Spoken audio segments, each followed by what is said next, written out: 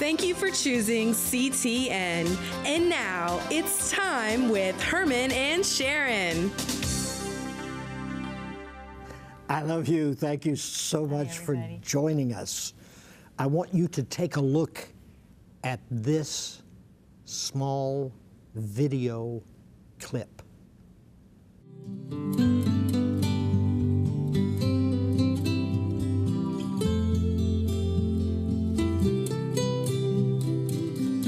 Like a dreamer who was trying to build a highway to the sky, all my hopes would come tumbling down. I never knew just why, until the day when you pulled away the clouds that hung like curtains on my eyes. I was blind all those wasted years. I thought I was so wise. Then you took me by surprise,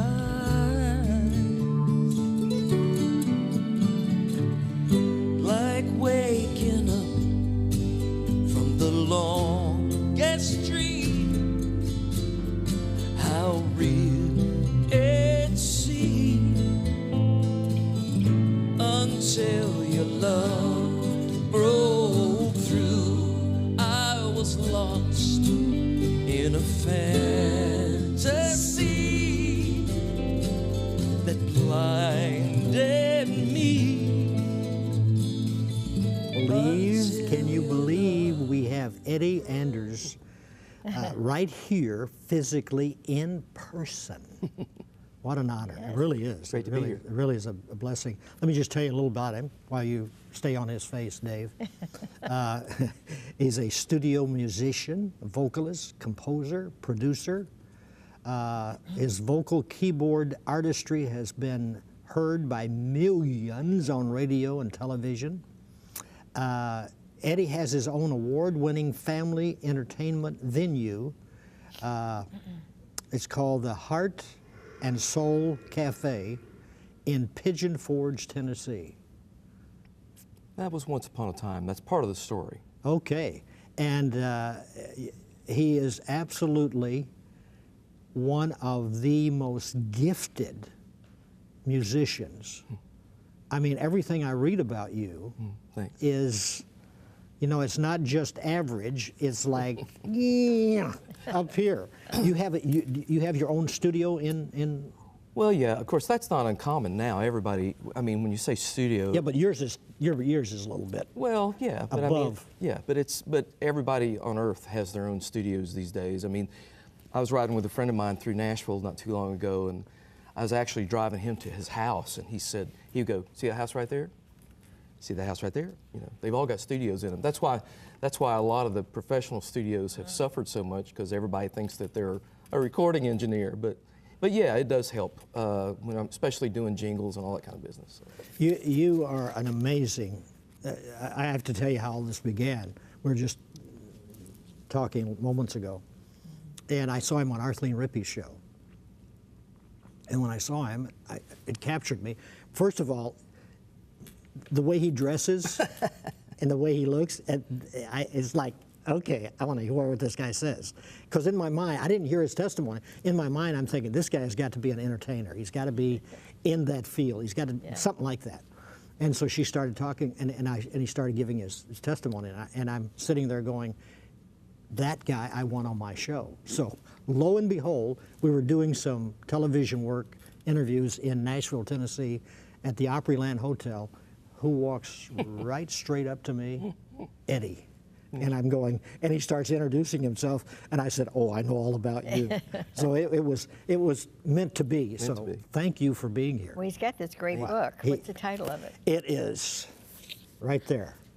You see all my little markers in there, because it is a wonderful read. Waking Up Dead. Make sure you go to that website. I'm telling you, and get your copy. You will be blessed beyond measure. Eddie, you've got to tell us. And this is recent, because you were just saying this just when you sat down. Right. Something happened, and I love recent happenings. Sure. But tell us that story.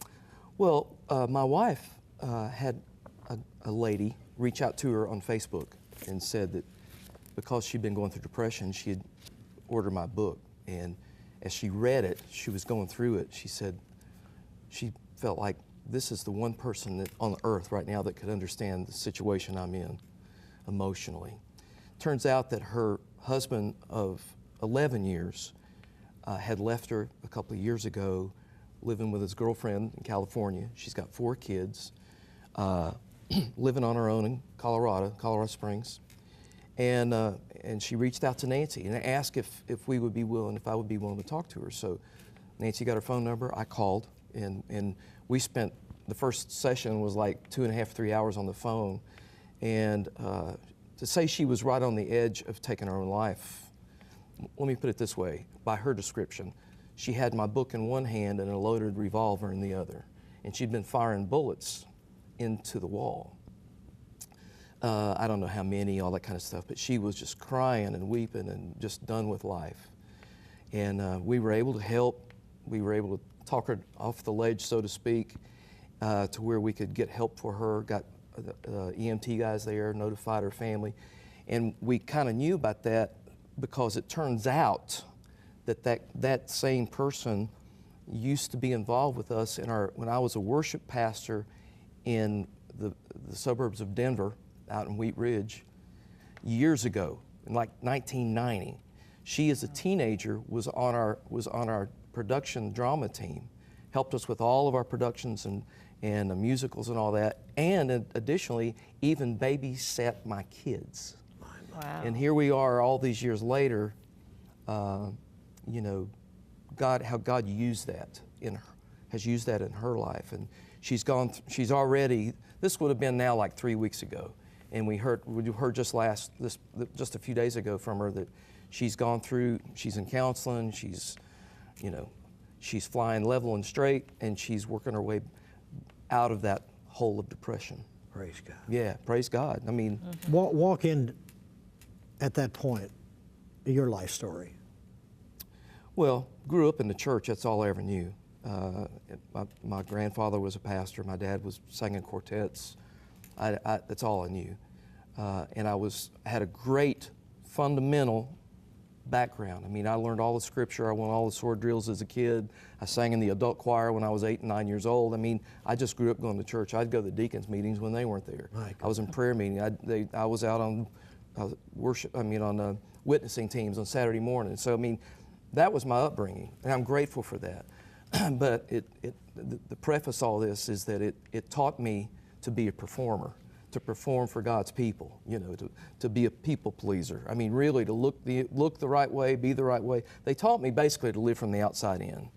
And that set me up for trouble, because when you're that way and you're in ministry, and when people, especially in ministry, when they judge what you do, they judge who you are and what you are. That's right. And that's a real different point about ministry. Especially if you're an artistic kind of guy that you've already mentioned, that you respond to that kind of stuff. So with that background, all the years of trying to please people and plus living behind what I call the curtain in the land of Oz and seeing too much, I got hurt, I was cynical, I was messed up, and that's when I developed this Heart and Soul Cafe idea. And all during the 90s, we did that. And it was a lifelong dream, and it took, I describe it as a place that was a cross between Cracker Barrel, Hard Rock Cafe, and Willow Creek Church. Or, I mean, and we marketed it not as a Christian place, but we won every award you could win, and we were voted the best in the Smokies, 3 years in a row. But I was only a 30% equity partner. My partners that helped me do this were the landowners, and basically when they saw the success of it, greed entered, and they came to a point after 5 years of winning everything we could win and being endorsed by everybody from Billy Graham and his family to Paul McCartney and Vince Gill and Amy and all these different people out of every stream of life. They decided that they wanted to take it over. They could do it better. Well, they wanted me out of the way so they could take the money and run. And we got into a long fight. I lost it because I wasn't in a position at 30% where I could do anything about it. I had the guys from Chick-fil-A, Truett Cathy and his sons, and Pat Robertson's attorneys, and Jerry Falwell's guys, and I had all these amazing people who were looking at it and helping me, and they all said, you got one choice, and that's to get away from these people as soon as you can. I had to file Chapter 7, everything, because I was exposed on all this stuff. So bottom line is, that was the event that drove the depression that led me to become self-destructive. A year after I lost everything, I had ruptured diverticulitis, gallstones, and appendicitis all at once. Wow. And I survived that, which the surgeon said he's amazed that I got through that. And that came from basically internalizing the struggle with my partners for 18 months. Stress. Oh yeah. Even though I kept praying, you know, but then I had taught myself during the 90s not to sleep because I was working like a madman. So you're a workaholic. Oh yeah. Anybody that knows me will tell you I've always had a strong work ethic. And it took it to do what I was doing. I can't believe I used to do the schedule that I used to keep, but I won't take time to live that out right now, but it was crazy. I slept about 3 hours a night, basically. And so when I went through the surgery, I couldn't rest, I couldn't sleep, so they put me on Ambien. And they put me on 2 a night. Wow. To sleep, yeah. Yeah. So, and that was supposed to be for a few weeks, maybe a month or so. For the next 5 years, they just kept me on it because it was working.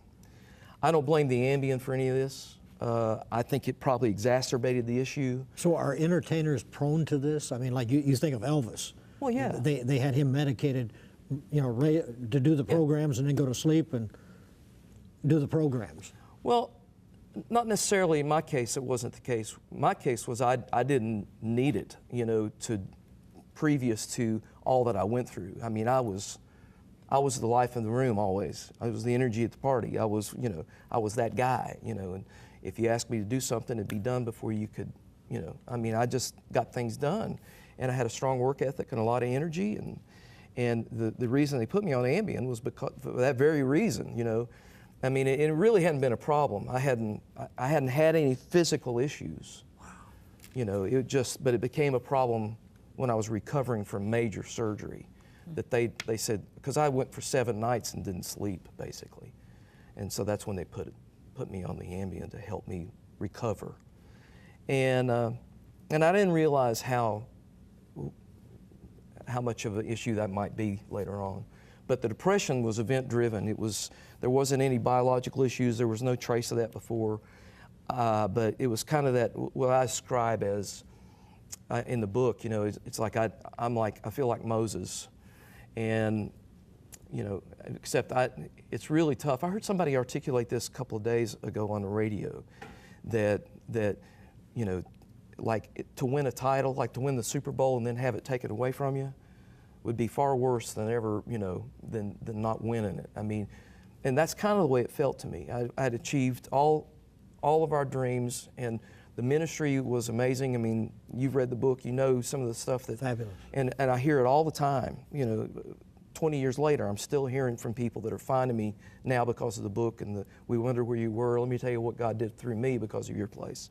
My ultimate goal was to bring it to downtown Disney. That was where I was working on, and I had Disney's attention, and oh, wow. and I was going to be Gigi Graham, Dr. Graham's daughter, living in Fort Lauderdale. She said, you got to come to Fort Lauderdale, and her and Bill Bright at the time were wanting to get me into Orlando, and so I had all these people, friends at Disney, who were trying to help me get there. So, all that being said, when all that went away, you know, I felt like I had struck the rock inappropriately, and I didn't blame my partners, I didn't blame anybody. I became livid toward myself. You know, I felt like, because I knew, honestly, 18 months of a partnership struggle, there's no question. I prayed every day, but I got deep into the flesh.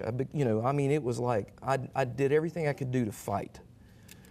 And I sought God every day, and I lost that battle, and I blamed myself in that. So did that become your God? The loss? Well, that restaurant and all of the great things that were happening and the people you knew, was that your God? No. Okay. I can honestly say to you that. Mylan Lefevre walked in one day and said, "Do you own this place or does it own you?" Oh, And I can honestly say that we were all driven. Nancy, my wife of 42 years, and my kids everybody was involved in it. It was a family, an event, and there was purpose in it, and there was ministry in it. And I felt, and so quite the contrary, I felt like I was in the deepest spiritual warfare of my life. sure. So I prayed like an animal, I mean, and I get up in the mountains and pray, and there's providential, only hand of God answers miracle things that happen that God would come through constantly. Mm-hmm. So no, it was not a God, but it was a lot of work. Anybody that owns a restaurant or been in the business would tell you that. Yes, you. I had one. There you go. See, here we are. Chicago. Well, you understand it then. So that being said, after the fact, after I lost everything, I didn't get depressed because they took my name off the building or I lost the big house. I was depressed over the spiritual aspect of this, and the failure. And then the accuser came rushing in like the lion that he pretends to be. And I bought into the lies. And so I realized I began to curse my life every day. And over a 5-year period, it got worse and worse and worse. I'd go out and lead worship now in Iowa. I became a worship leader. Everybody thought I was fine. Gaither thought I was fine. He asked me to come do some homecoming things. He said, "We've been worried about you, but we're glad you're doing okay and everything's well." And I wanted to scream out to him, "I'm not good. I'm in trouble," but I didn't want to lose my gig. You know what I'm saying? I protected. I was a professional Christian. Yeah. So you determine who you can trust. And I'd become such a performer for God. You would never have known it. Nobody in our church. I'd lead worship in front of 2,000 people, go off the platform and go to my office and look for ways to die. And nobody had a clue. I was preaching the word. I just turned 50. How was your wife handling all this at this time? They knew that I was struggling, but not in that deep trouble. Oh, okay. I reached out to one friend and told him in a prayer meeting one morning. He and I used to do, that 5 a.m. thing. And we were in our new building for the church. And I said, I'm becoming self-destructive. And I discovered at that point that Ambien was the way I could take myself out and do it with some, style and dignity. Yeah. I didn't want to, create a mess for my wife and kids. On your terms. I really thought that I was a ball and chain to everybody that knew me. The pastor and his associate told me, they told me one day in a staff meeting, just before I went to do this, that I'd become too old to be relevant anymore. That was it. That was the last snap. Now, to get through this, because we got about 12 minutes left. We got to turn the corner now. Though. Yeah, 10 minutes left. Thank you, Brooke. You planned, because you're a very articulate perfectionist.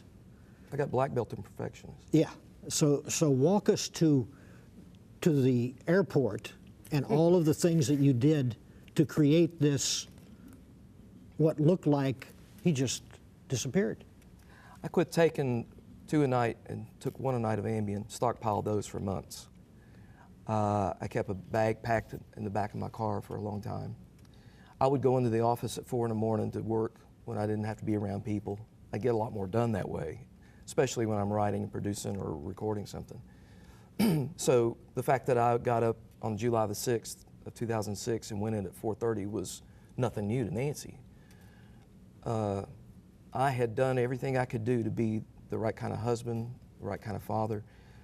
My wife and kids writing the book, I didn't take it out on them, I took it out on no one. If I had time, I could read you this paragraph. They need to get the book. This guy is, if I could live like he was, you'd go, and you got a problem? Well, the one guy I reached out to said, he said, what are you depressed about? Everybody wants to be you. Yeah. So that was the scenario. I decided I was either going to go to Chicago, St. Louis, or Minneapolis and get into a place. I had $400 cash from a couple of funerals I'd done. So I checked into the hotel, paid cash, and swallowed the first bottle of 100 Ambien. I had 2 bottles, 100 each in it. And I took over 100 that first shot. Nobody knew where you were. Nobody knew where I was.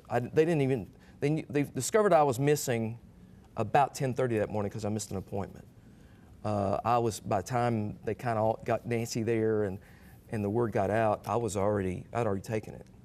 My plan was that nobody would find me until it was too late. That was Thursday. Saturday morning, I called home. I don't remember any of it. They kept me on the phone for 40 minutes. I had destroyed my cell phone, destroyed my computer. I did everything I could do not to be found. I was off the grid. So you woke up after you took 100 of those pills, and you still woke up? Yeah, and I didn't woke up and choose to do the right thing. The only thing I remember was, I've got to finish this. And I started picking up Ambien off the floor. And I know I took 5 or 6 more. How many I took, I don't know.